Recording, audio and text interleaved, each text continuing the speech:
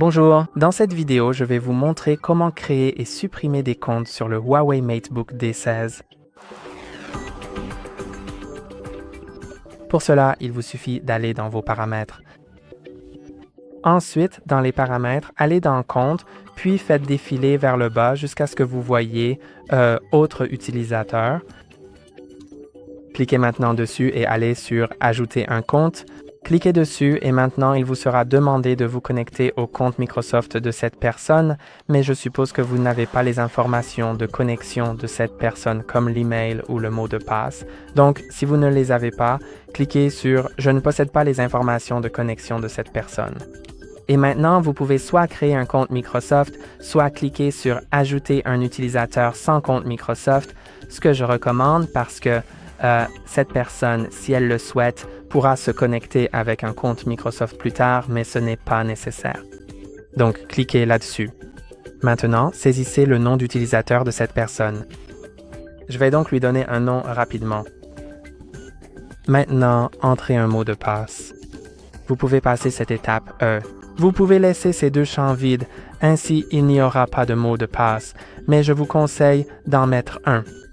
Je ne vais pas le faire maintenant, mais je vous recommande de le faire car cela rendra le compte plus sécurisé, surtout si vous prévoyez de donner à cette personne des droits d'administrateur, parce que si c'est le cas, alors ne pas avoir de mot de passe est vraiment peu sécurisé. Je vais donc cliquer sur « Suivant » maintenant, puis vous pouvez aussi cliquer sur cette flèche pour changer le type de compte entre utilisateur standard ou administrateur, même si je ne recommanderais pas de créer plus d'un compte administrateur puisque votre premier compte sur lequel vous êtes déjà est très probablement un compte administrateur. Je ne recommanderais donc pas de donner à d'autres personnes des privilèges d'administrateur, mais cela reste votre choix. Ensuite, pour supprimer le compte, vous devez cliquer sur « Supprimer » ici. Et maintenant, je vais vous montrer comment vous reconnecter de deux façons.